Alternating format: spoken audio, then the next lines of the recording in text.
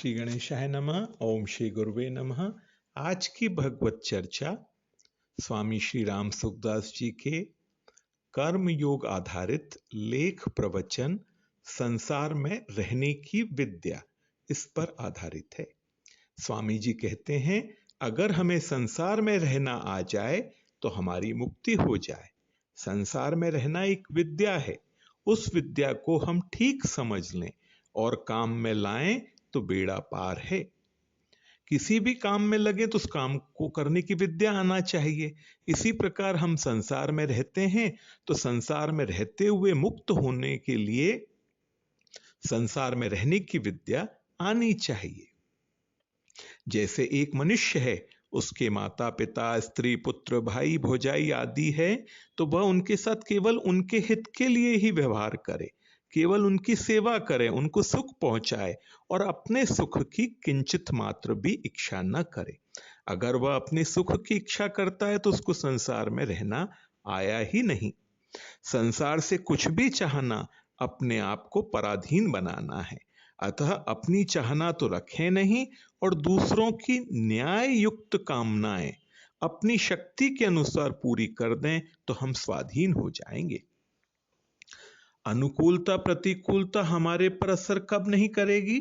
जब हम संसार में अपने लिए नहीं रहेंगे, प्रत्युत संसार के लिए ही संसार में रहेंगे। इस प्रकार रहने से हम संसार से ऊंचे उठ जाएंगे। कमल का पत्ता जल में रहता है पर वह जल से भीगता नहीं। जैसे कपड़ा भीग जाता है, ऐसे कमल का पत्ता नहीं भीगता। जल कमल के ऊपर मोती की तरह लुढ़कता रहता ही। ऐसे ही अगर हम संसार में अपने लिए न रहकर केवल दूसरों के लिए रहेंगे तो हम भी कमल के पत्ते की तरह निर्लिप्त रहेंगे, संसार में फंसेंगे नहीं। इसलिए संसार में केवल दूसरों की सेवा के लिए ही रहें, उनसे मिली हुई चीज उनको ही देते रहें और बदले में कुछ भी लेने की इच्छा न रखें। उनकी सेवा करने से पुराना ऋण उतर जाएगा और उनसे कुछ भी लेने की इच्छा न करने से नया ऋण पैदा नहीं होगा। अगर हम उनकी सेवा नहीं करेंगे तो उनका हमारे ऊपर ऋण रहेगा, क्योंकि ऋणानुबंध से ही जन्म होते हैं और उनसे चाहते रहेंगे तो नया ऋण हमारे ऊपर चढ़ता रहेगा। कोई दुकानदार अपनी दुकान उठाना चाहता है तो वो क्या करेगा? दूसरों से जितना लिया है वह सब लौटा देगा और उसने जिसको दिया है वह अगर वापस दे दे तो ठीक है, नहीं तो छोड़ देगा। ऐसा करने से दुकान उठ जाएगी।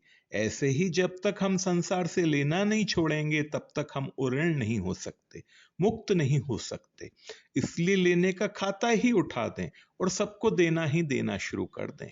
माता पिता को भी देना है, स्त्री पुत्र को भी देना है, भाई भौजाई को भी देना है, पति को भी देना है, सास ससुर को भी देना है, देवर जेठ को भी देना है, देवरानी जेठानी को भी देना है, सबको देना है, सबकी सेवा करनी है और लेना कुछ नहीं है। जहां लेने की इच्छा हुई कि फंसे। आप सब भाई बहन अपने घरों में ऐसे रहो जैसे कोई मुसाफिर रहता है।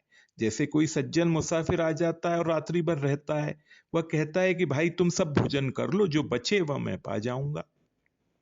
तुम सब अपनी अपनी जगह में रह जाओ, फालतू जगह में मैं रह जाऊंगा। जो कपड़ा लत्ता आपके काम का हो वो आप ले लो और जो फालतू हो वो मुझे दे दो, उससे मैं निर्वाह कर लूंगा। परंतु रात में यदि आग लग जाए, चोर डाकू आ जाए, कोई आफत आ जाए, बीमारी आ जाए, तो वो सबसे आगे होकर सहायता करता है। उसका भाव यह रहता है कि मैंने इनका अन्न जल लिया है, इनके यहाँ विश्राम किया है, इसलिए इनकी सेवा करना, इनकी सहायता करना मेरा काम है।